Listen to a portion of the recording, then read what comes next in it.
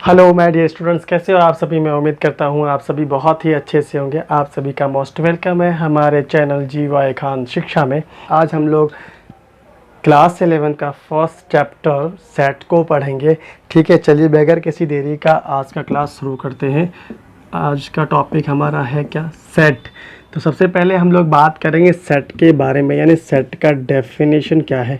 ठीक है, सेट होता क्या है बेटा। सेट क्या होता है, वेल डिफाइंड कलेक्शन है, यानी ऐसा ग्रुप, ऐसा समूह जो वेल डिफाइंड हो, सभी के लिए एक जैसा हो। तो ऐसा कोई भी ग्रुप जो सभी के लिए सेम रहे, अलग अलग बंदों के लिए डिफरेंट ना हो, ऐसे हम ग्रुप को वेल डिफाइंड ग्रुप कहते हैं और उसी को हम लोग सेट कहते हैं। तो क्या कह सकते हैं हम लोग, वेल डिफाइंड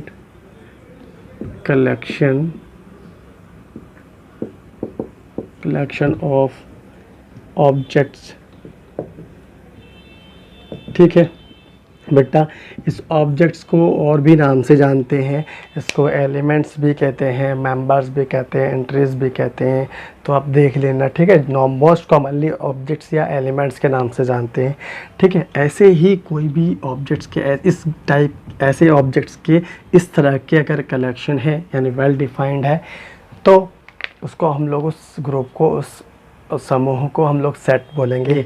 आगे बात करते हैं सेट को कैसे रिप्रेजेंट किया जाता है। बेटा सेट को इस तरह से कर्ली ब्रैकेट की हेल्प से रिप्रेजेंट करते हैं। तो अगर हम लोग सेट की बात करें तो सेट को इंग्लिश अल्फ़ाबेट के कैपिटल लेटर्स में रिप्रेजेंट करते हैं और उसके एलिमेंट्स को, यानी उसके ऑब्जेक्ट्स को इस सेट कर्ली ब्रैकेट के अंदर लिखा जाता है। जैसे कि A, B, C, इस तरह से कोई एलिमेंट लिखते हो आप। बेटा ये जो ABC है, इस A सेट का एक एलिमेंट है। यहाँ पर इस सेट के कितने एलिमेंट्स हैं, 3 एलिमेंट्स हैं।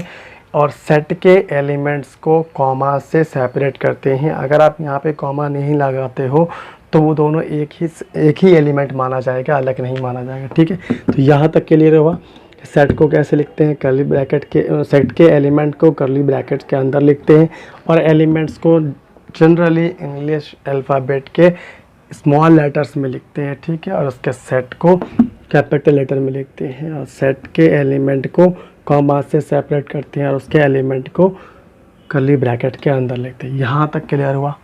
ठीक है, अब हम बात करते हैं क्लासिफिकेशन ऑफ सेट की। सेट का classification on the basis of number of elements. ठीक है, तो अगर हम लोग क्लासिफिकेशन की बात करें, classification on the basis of number of elements। ठीक है, जैसा कि मैंने पहले ही कहा था आपको, ऑब्जेक्ट्स और एलिमेंट सेम बात है। ठीक है, तो अगर इस बेसिस पे क्लासिफाई करते हैं तो 2 तरह की क्लासिफिकेशन होती है। ठीक है, नंबर 1 फाइनाइट सेट। फाइनाइट, जैसा कि नाम से क्लियर हो रहा है कि इसका क्या मतलब है। और एक है इनफाइनाइट सेट। इनफाइनाइट सेट, ठीक है बेटा। अगर हम लोग यहाँ बात करें तो इस सेट का क्या मतलब है, ऐसा सेट जिसके पास नंबर ऑफ एलिमेंट्स फाइनाइट हो, यानी डेफिनिट हो सकता है कि नंबर ऑफ एलिमेंट्स बहुत ज़्यादा हो लेकिन फाइनाइट हो, यानी काउंटेबल हो, गिनती की जा सकती हो। यहाँ पर इस सेट का मतलब है ऐसे कोई भी सेट जिसके पास नंबर ऑफ एलिमेंट्स इनफाइनाइट हो, यानी अनंत तक जा रही हो। चलिए कुछ एग्जांपल ले लेते हैं पहले। अगर हम लोग एक सेट ए से रिप्रेजेंट करने तो, और इसके एलिमेंट्स चलिए मान लेते हैं 1 2 3 4 ऐसा कुछ सेट है। तो ये सेट जो है हमारा फाइनाइट है क्योंकि इसके पास नंबर ऑफ एलिमेंट्स फाइनाइट है, यानी कि गिनती कर सकते हैं। कितने नंबर ऑफ एलिमेंट्स हैं इसके पास, 4 यानी 4। अगर यहाँ की बात करें, एक और सेट ले लेते हैं कोई बी, और इसको हम लोग रिप्रेजेंट कर रहे हैं। इसके एलिमेंट्स को 1 2 3 4 ऐसे डॉट 3 डॉट, इसका मतलब होता है सो ऑन। यानी ये इसका क्या मतलब हुआ, इसके पास नंबर ऑफ एलिमेंट्स इनडेफिनिट है, इनफाइनाइट है, अनंत है। तो क्योंकि यहाँ पे नंबर ऑफ एलिमेंट्स इनफाइनाइट है तो इसलिए इस सेट का नाम हम लोग इनफाइनाइट सेट कहते हैं। यहाँ पे नंबर ऑफ एलिमेंट्स फाइनाइट है तो इसलिए सेट को हम लोग फाइनाइट सेट कहते हैं। तो on the basis of number of elements के बेसिस पे हमने क्या किया, क्लासिफिकेशन की। तो 2 तरह के क्लासिफिकेशन बने, कौन सा, फाइनाइट सेट और इनफाइनाइट सेट। ठीक है बेटा, यहाँ तक क्लियर हुआ। अच्छा, एक और चीज़ बता दूँ मैं यहाँ पर, ठीक है, ये जो नंबर ऑफ़ एलिमेंट्स होते हैं किसी एक सेट में, इसको एक नाम से जानते हैं जिसको हम लोग बोलते हैं कार्डिनल नंबर। कार्डिनल नंबर, ठीक है। इसको एक और नाम से जानते हैं, कार्डिनलिटी की भी नाम से जानते हैं। इसको रिप्रेजेंट कैसे करते हैं, किसी नंबर ऑफ़ एलिमेंट, किसी सेट के नंबर ऑफ़ एलिमेंट्स को, यानी कार्डिनल नंबर को इस तरह से रिप्रेजेंट करते हैं। क्योंकि सेट मेरा ए है, उसको ब्रैकेट के अंदर उससे पहले स्मॉल एन से लिखते हैं। अगर यहाँ पे अगर कार्डिनल नंबर की बात करें, कितने हैं, देयर आर 4। यहाँ पे कितने हैं बी में, तो आप बोलोगे इन्फिनिटी। तो अगर हम लोग कार्डिनलिटी के बेसिस पे बोले सेट के बारे में, तो हम लोग क्या कह सकते हैं कि अगर किसी सेट के पास कार्डिनलिटी यानी कार्डिनल नंबर इन्फिनिटी हो, इनफाइनाइट हो, तो वो इनफाइनाइट सेट होगा। अदरवाइज़ फाइनाइट होगा, यानी नंबर ऑफ़ एलिमेंट्स फाइनाइट अगर है। तो यहाँ पर 4 है, ये बहुत बड़े नंबर हो सकते हैं लेकिन इन्फिनिटी तो नहीं जाएगी। यहाँ तक क्लियर हुआ। चलिए आगे चलते हैं। अभी तो हम लोगों ने क्लासिफिकेशन की on the basis of number of elements जो उसके पास है, ठीक है। चलिए और आगे चलते हैं। और तरीके हैं क्लासिफिकेशन। बेटा सबसे पहले मैं एक और पहले मैं रिप्रेजेंटेशन बता दूँ सेट के कि कैसे कैसे रिप्रेजेंट किए जाते हैं सेट को। चलिए ठीक है, तो हमारे पास 3 तरीके हैं। तो रिप्रेजेंटेशन, टाइप्स ऑफ रिप्रेजेंटेशन, क्या बोल सकते हैं हम लोग उसको, टाइप्स ऑफ रिप्रेजेंटेशन, ठीक है। सेट को रिप्रेजेंट करने के डिफरेंट टाइप्स यानी मेथड्स या फॉर्म्स बोल सकते हो, ठीक है। देखो बेटा 3 तरीके हैं हमारे पास सेट को लिखने का। एक तो है रोस्टर फॉर्म, जितने भी मैंने अभी एग्जांपल लिए थे वो सब के सब रोस्टर फॉर्म में था, रोस्टर फॉर्म। इसको एक और नाम से जानते हैं टैबुलर फॉर्म, ठीक है। दूसरा है बेटा आपका सेट बिल्डर फॉर्म। ये दोनों मोस्ट इम्पॉर्टेंट है, बहुत केयरफुली समझें इसको। Set builder form. एक है आपका स्टेटमेंट फॉर्म। मेनली हम लोग इसके बारे में ज़्यादा बात करेंगे, ये बस बता देता हूँ कि ऐसा कुछ भी फॉर्म होता है, ठीक है। इसको बोलते हैं स्टेटमेंट फॉर्म। मतलब ये क्या होता है, सेट के कॉमन प्रॉपर्टीज़, सेट के एलिमेंट के जो कॉमन प्रॉपर्टीज़ है सभी एलिमेंट के, उसको स्टेटमेंट के फॉर्म में लिख देते हैं। लेकिन लिखते कर्ली ब्रैकेट के अंदर ही है, तभी वो सेट कहा जाएगा स्टेटमेंट फॉर्म, ठीक है। स्टेटमेंट फॉर्म, इसलिए तो मैंने कहा ज़्यादातर हम लोग बात करें इस बारे में। अब हम लोग एक एक करके इन दोनों सेट के फॉर्म्स के बारे में बात कर लेते हैं, ठीक है। चलिए एक एक करके बात करते हैं। सबसे पहले हम लोग बात करते हैं टैबुलर फॉर्म के बारे में, यानी कि पहला है हमारा रोस्टर फॉर्म यानी कि टैबुलर फॉर्म, ठीक है। इसमें क्या होता है देखते हैं बेटा। इसमें क्या होता है, सेट के एलिमेंट को रिप्रेजेंट करते हैं और सेट के एलिमेंट को, अलग अलग एलिमेंट्स को कॉमा से सेपरेट करते हुए लिखते हैं। तो कुछ एग्जांपल ले लेते हैं। वैसे जितना भी अभी एग्जांपल लिया था हमने सेट का, वो सब इसी फॉर्म में लिखा हुआ था। फिर से ले लेते हैं ए बी सी, एक सेट है मान लीजिए, और कोई ले लो एलिमेंट्स।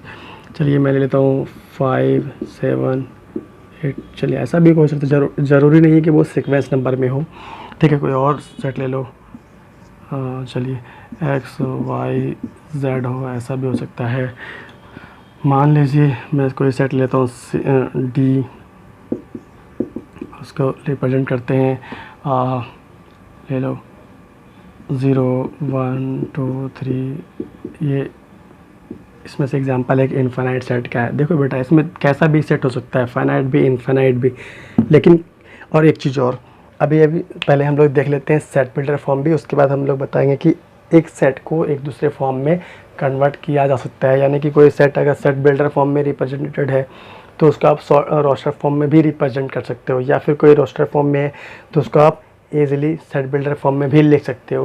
लेकिन सारे सेट को नहीं, कुछ ऐसे सेट हैं जो किसी एक पर्टिकुलर फॉर्म में ही लिखे जाते हैं।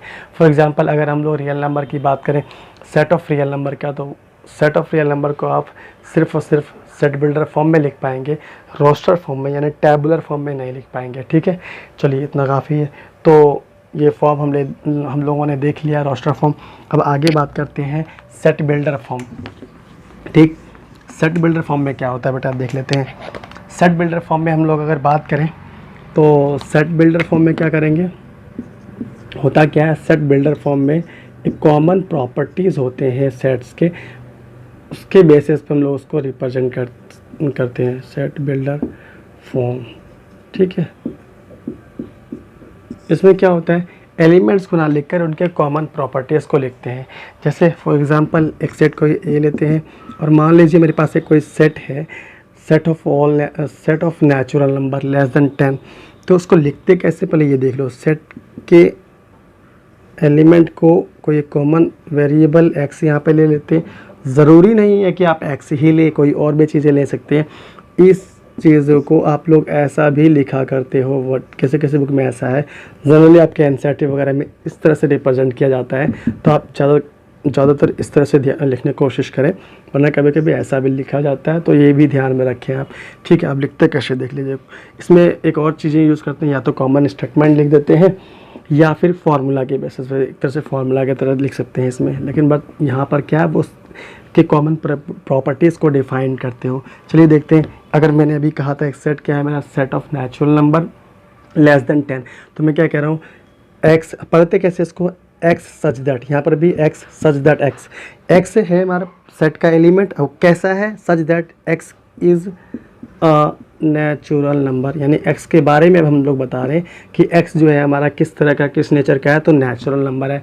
और ये अगर आप कहते हो x इज नेचुरल नंबर, ऐसे बोले तो ये भी सेट है, ये भी इसी फॉर्म में रिप्रेजेंटेड है, लेकिन इस सेट, ये जो सेट है ये इन्फानाइट सेट है। क्यों? क्योंकि इसके पास नंबर ऑफ़ एलिमेंट्स इन्फानाइट है, क्योंकि हम जानते हैं अच्छे से हमारे पास टोटल नेचुरल नंबर कितने हैं, इन्फानाइट है।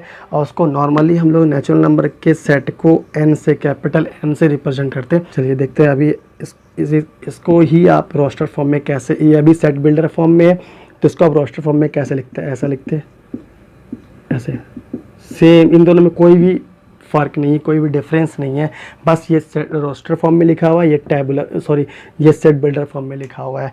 ठीक है, अगर मैं यहाँ पर इसी सेट में अगर मैं इस ए को मैं बी के नाम से लिख देता हूँ यहाँ पर, और कुछ चेंजिंग कर देता हूँ, तो x is such that x is a natural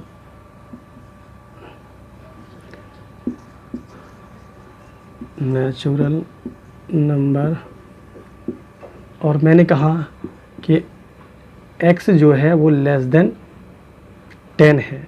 ठीक है, इसका मतलब क्या हुआ, 1 to 9 तक एलिमेंट रहेंगे। ठीक है, With you, I can be sad.